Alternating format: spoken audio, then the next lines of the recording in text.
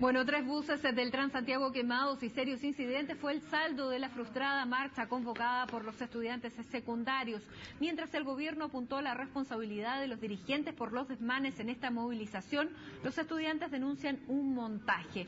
¿Cuál es el balance de esta jornada y cuáles son los responsables? Para conversar de este tema está con nosotros el presidente de la FET, Gabriel Boric. Gabriel, muy buenas tardes. Hola, muy buenas tardes, muchas gracias por el espacio. Bueno, antes también queríamos aclarar y contarles que durante todo el día tratamos de contactar insistentemente tanto al ministro de Educación como al ministro del Interior para tenerlo también sentado aquí o a través de nuestros móviles para conversar sobre esta movilización. Sin embargo, todas nuestras demandas fueron respondidas con negativas. Y estamos entonces con Gabriel para analizar lo que pasó hoy día. Bueno, 3 buses quemados no es un saldo el más negativo de todas las manifestaciones que han ocurrido hasta ahora. Ustedes responsabilizaron, dicen que hay un montaje. ¿Quién tiene responsabilidad de la quema de estos 3 buses?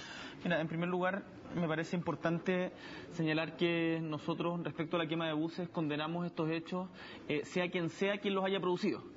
Hayan sido carabineros infiltrados, donde hay imágenes que ustedes pueden ver de camionetas de carabineros con neumáticos, es decir, las patentes de las micros corresponden a micros que estaban fuera de circulación por tener multas impagas, pero más allá de eso, quien quiera que haya sido, que haya realizado estos actos, a nosotros nos parece condenable. Ahora, nuestra pregunta es, ¿cómo solucionamos esta violencia? ¿Cómo damos un paso adelante? Y nosotros como estudiantes hemos, durante todo el primer semestre, apostado a buscar puntos de encuentro, a buscar puntos de diálogo. Fuimos al Parlamento, yo debo haber ido unas 10 veces. Le entregamos una carta a los 120 diputados, a los 38 senadores, al presidente de la República, no con cuestiones abstractas, sino con propuestas concretas de reformas en materia educacional, respecto a fortalecimiento de la educación pública, fin al lucro y regulación del sector privado, democratización de las instituciones y bienestar estudiantil, y no hemos recibido ninguna respuesta. Pero antes de que hablemos sobre las demandas y sobre las cartas y sobre los emplazamientos al ministro, ¿cómo podemos resolver y dar una respuesta a la gente que ve estas imágenes y que se queda con esta sensación de lo que pasa en un movimiento estudiantil? A tu juicio, ¿quién tiene la responsabilidad de esto?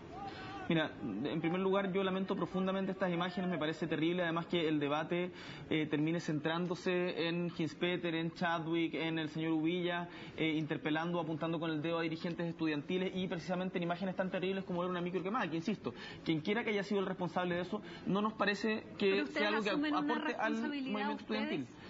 ¿Nosotros quiénes? Yo, Gabriel Boric, o sea, yo no quemé ninguna micro y no creo que quemar micros sirva al movimiento estudiantil, no creo que vaya en función de apoyar nuestras demandas quemar micros. No creo que construya. Cuando nosotros como estudiantes hemos hecho propuestas, hemos buscado diferentes espacios de diálogo, la quema de micros no va en esa dirección. ¿Y qué opinas de que sea un montaje? Porque hay otros dirigentes estudiantiles que han acusado de que esto fue un montaje.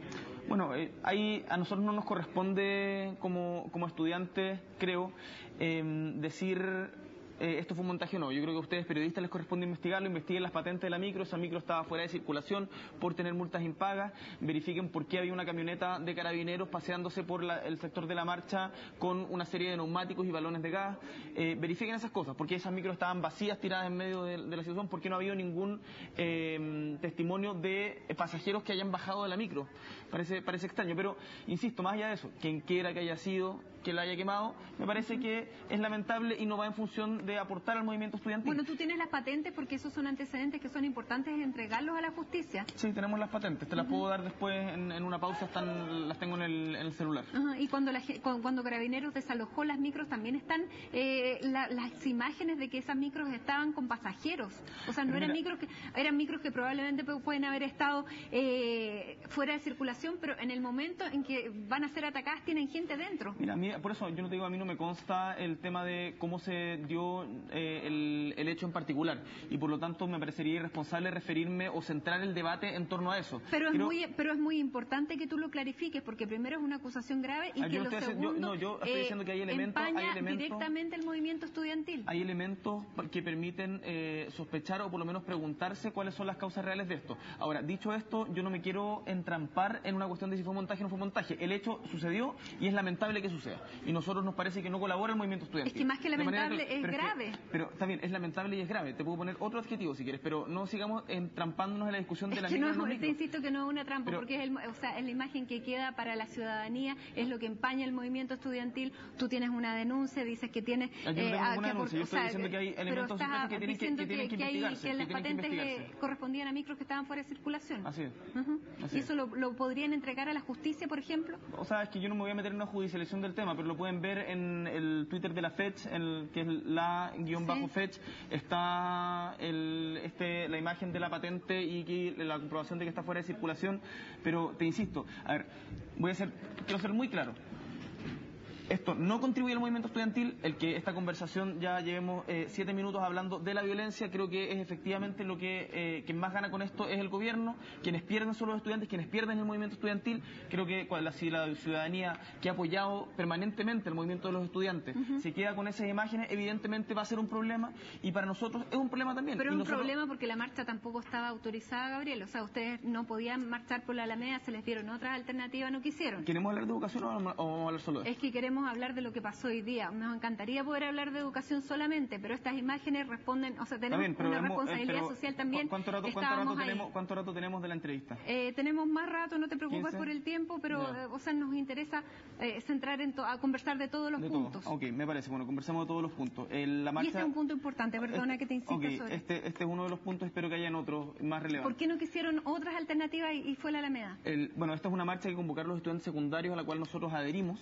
Los estudiantes secundarios fueron quienes asistieron a la intendencia, fueron los estudiantes secundarios quienes decidieron autónomamente rechazar los recorridos ofrecidos, y nosotros los respaldamos en eso, porque nos parece que tirar una marcha de los estudiantes por calles donde en definitiva no se vea, evidentemente es una estrategia para invisibilizar al movimiento estudiantil. Ahora, la intendencia sabía que esto iba a pasar, la intendencia tenía absolutamente claro, nosotros también teníamos claro que esto iba a pasar. Entonces yo me pregunto por qué no lo evitamos. Hubo una semana y media en que la intendencia no entregó respuesta respecto del recorrido que se había propuesto. Nosotros hemos estado abiertos, nosotros como Confech hicimos 3 marchas durante el primer semestre. Solo 3 marchas. En las 3 estuvimos dispuestos y colaboramos con la Intendencia para evitar que hubieran hechos de violencia. Las 2 primeras salieron perfectos. En la segunda hubo algunos incidentes. Y nosotros asumimos la responsabilidad. Exactamente, ustedes no son los encargados de andar persiguiendo los encapuchados. Pero también hay órdenes para vivir en convivencia. Si tú pides una autorización y no te la dan, ¿por qué no tener otras alternativas y abrirse a otros espacios? ¿En qué momento, o sea, el gobierno ahora puede decir qué manifestaciones son legales, qué manifestaciones son ilegales, pero cuando se le plantean temas de fondo, por ejemplo, que lucrar es ilegal, prefieren hacerse los lesos? Pero tiene derecho a hacerlo, porque tiene que respetar, o sea, resguardar el orden, y hay otras personas que también tienen el derecho a circular por la Alameda, por ejemplo. Lo que está haciendo el gobierno al prohibir las manifestaciones y al no conceder permiso bajo una ley creada en dictadura, es sencillamente negar el permiso a los estudiantes, y no solo a los estudiantes, a los diferentes movimientos sociales a manifestarse. Pregúntense, señores del gobierno y televidentes, qué es lo que está pasando en Chile, más allá de esta discusión que nos vamos a entrampar y vamos a entrarnos en la cosa chica, qué es lo que está pasando en Chile, que cuando hay una movilización suceden estos hechos. Esto no es normal, no es deseable. Nosotros estamos preocupados, queremos que esto termine, y la manera en que creemos que puede terminar es resolviendo los problemas de fondo, no evadiéndolos y no centrándonos en que si la micro acá, que si el recorrido allá. Son problemas graves, nosotros los asumimos como tales, queremos superarlos, tenemos la voluntad para hacerlo, y eso fue lo que tratamos de hacer durante el primer semestre. Ustedes han sido súper creativos en todas las manifestaciones. ¿Por qué se llega a esto y estamos hablando de esto? O sea, nosotros hemos hecho diferentes tipos de acciones. Hicimos el Triel por la Educación, corrimos 1800 horas alrededor de la Moneda, hicimos un banderazo en el Costanera Center, hicimos una besatón por la educación. Hemos hecho de todo y nos hemos encontrado solamente con puertas cerradas. Cuando tuvimos la oportunidad más clara de que un poder del Estado señalara que lo que todos los chilenos saben, que se está lucrando con la educación, sencillamente decidieron esconder la cabeza con la avestruces y no reconocer la realidad. Y el Parlamento nos dio un tremendo portazo cuando nosotros confiamos en esa hablar con el ministro Harold Beyer? Nosotros con el ministro lo hemos emplazado en reiteradas ocasiones, y yo quiero señalar algo que dijo el ministro en una comisión de educación en la que nosotros estábamos presentes. El ministro Harold Beyer dijo algo así como: menos mal que en Chile existe historia, y en la historia, interpelando a los senadores, la historia señala que muchos de ustedes participaron en las comisiones convocadas por Michelle Bachelet, y ahí defendían ciertos puntos que hoy día nosotros estamos llevando adelante. Y dijo lo siguiente: hasta donde entiendo yo, Chile no ha cambiado sustantivamente desde el 2006 en adelante. Para el ministro Harold Beyer, el 2011 no existió. El ministro Harold Beyer jamás se refirió a nuestras propuestas. Dice que nos invitó a dialogar 2 días después de que él asumió.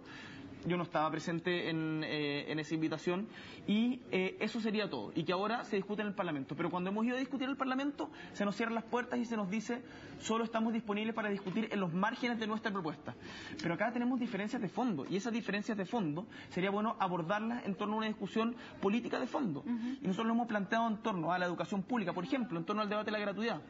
El gobierno dice que la gratuidad es injusta porque beneficia a los más ricos, pero acto seguido presenta una reforma tributaria que beneficia, que se acaba de aprobar la idea de legislar. Se aprobó en la Cámara de Diputados. Se acaba de aprobar y que beneficia al 20% más rico de la población que tiene a sus hijos en colegios privados, dando un tremendo golpe a la educación pública. ¿Por qué esos recursos mejor no los utilizamos en mejorar la educación pública en este país, que hoy día es de carácter residual a nivel de liceo?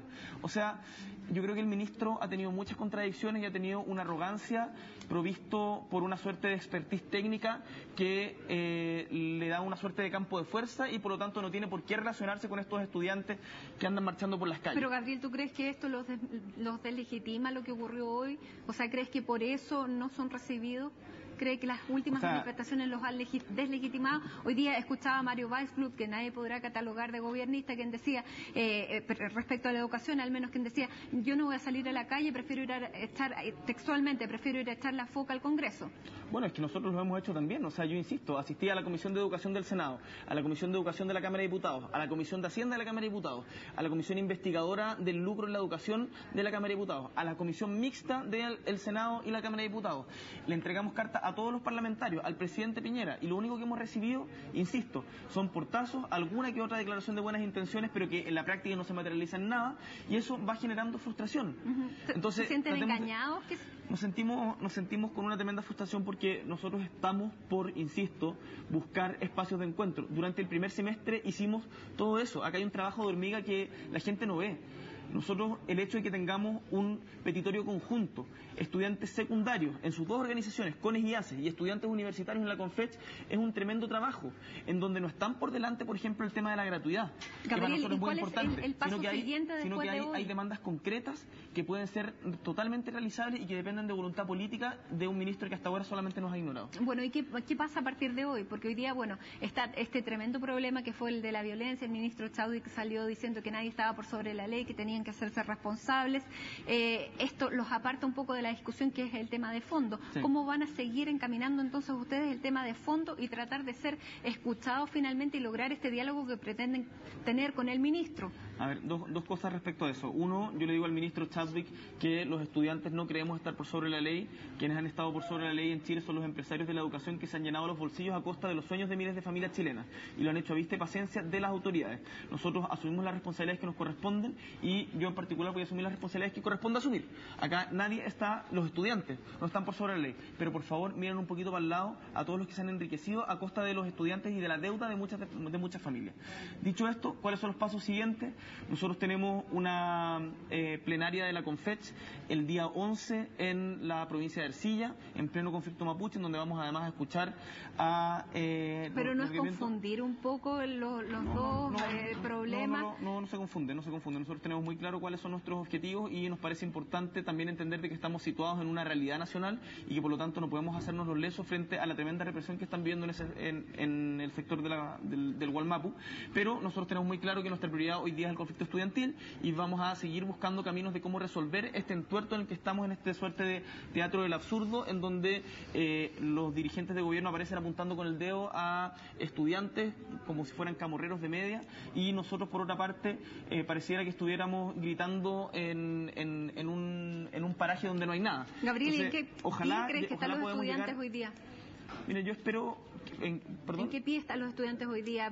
Veíamos también una de las últimas encuestas del Instituto Nacional de la Juventud, que decía que el movimiento estudiantil había bajado respecto del año pasado. ¿Se sienten más disminuidos que el año pasado? Mira, si uno se guiara por encuestas, yo creo que terminaría siendo política para la galería. Nosotros, uno ve, yo la verdad esa encuesta no la he visto, la encuesta de la UDP decía que el 85% sigue apoyando las demandas estudiantiles. Yo creo que las demandas de fondo siguen siendo sentidas por la población chilena, porque en el fondo la familia llega a sus casas y ve que tiene una deuda de 20 millones de pesos porque su hijo haya tratado de estudiar, o la gente que tiene los colegios municipales ve que la educación que le están entregando a su hijo en muchos casos es tremendamente precaria, con condiciones materiales precarias, ve la tremenda desigualdad que hay en Chile. Entonces, eso es lo que representa el movimiento estudiantil. Insisto, y lo que vimos hoy día en Santiago es la frustración de que no ha habido ningún tipo de respuesta a las demandas que hemos planteado. Después de más de un año movilizados, ¿qué más tenemos que hacer, ministro Beyer, para que responda el emplazamiento que hiciéramos el 28 de junio con 4 puntos muy concretos? Fortalecimiento de educación pública, regulación del sector privado fin al lucro, fortalecimiento de la democracia en nuestras instituciones y bienestar estudiantil. Muchas gracias, Gabriel, por venir a conversar con nosotros en este día de las manifestaciones. Hubiéramos preferido partir hablando de educación, pero lamentablemente no fue así. Partimos con estas imágenes. Te agradezco que hayas venido y reitero que también nos hubiera gustado tener al ministro Bayer o al ministro Hinspeter para hablar de lo que pasó el día de hoy. Lamentablemente recibimos negativas por parte de ambos ministerios. Y nosotros hacemos una pausa, pero luego volvemos con más noticias de este miércoles 8 de agosto.